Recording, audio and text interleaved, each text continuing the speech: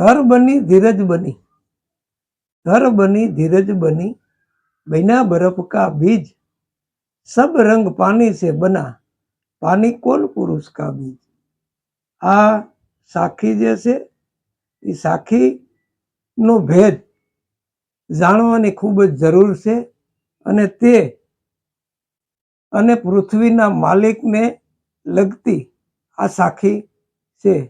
जे पृथ्वीनो मालिक छे, अखंड धणी छे, एनी आ जगतनी रचना करी छे।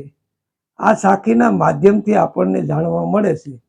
3 गुण 5 तत्व ने 25 प्रकृति थी ते न्यारो पुरुष छे। ते पुरुष आपोआप प्रगट थयेल छे अने रज विरज थी पण न्यारो ते महापुरुष छे।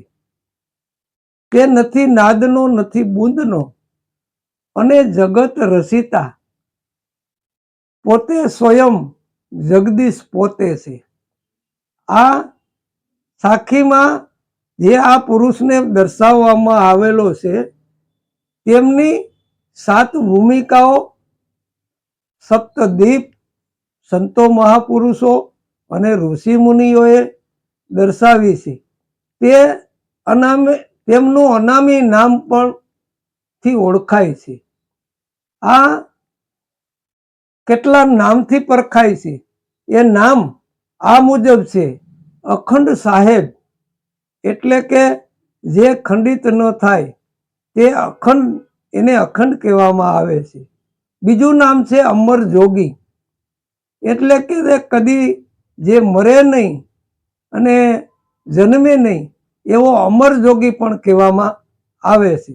તેમને અજર પણ કહેવામાં આવે છે કે ઘડીકમાં આનો મરમ કોઈ જીરવી શકે તેમ નથી। અવિનાશી એટલે કે ચોથા ક્રમે આવે છે અવિનાશી એટલે કે એમનો નાશ ક્યારેય થતો નથી। 5મા ક્રમે અલખ એટલે જે લખા બારો છે તેમને અલખ કહેવામાં આવે છે। તેજ પુરુષ જે છે એમનું અખંડ ધામ છે, ત્યાં રાત દિવસ કશું હોતું નથી। 7મા ક્રમે અનામી પુરુષ, અનામી માંથી નામી પોતે બની અને દરેક જીવમાં તેમનો વાસ છે। માનવ શરીરમાં તેમનું આગમન જોગી સ્વરૂપે થાય છે।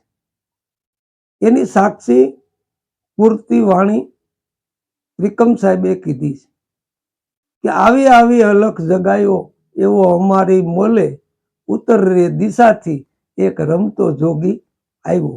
ઈ રે જોગીડાને જરા મરણ નાવે, ઉત્તર રે દિશાથી એક રમતો જોગી આવ્યો।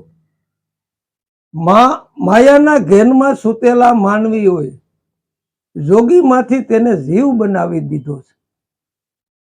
તે જીવને ફરી જોગી અથવા શિવ બનાવે અથવા જીવ આત્મા બનાવે ત્યારે આત્માની ઓળખાણ થાય એમ છે।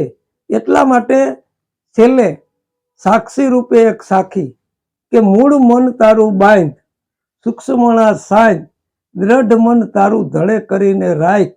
કોઈ જાગંદા, કોઈ સોયંગા, કોઈ કરે પરાપારની બાત, वहां वाणी न पहुंचे, यहाँ खाणी न पहुंचे किसी का कामणगारा, सतगुरु मारा वचन स्वरूपी, उनका नाम है अनामा। बोलो सतगुरु साहेबनी जय, सत्य सनातन धर्मनी जय, गिरनारी महाराजनी जय।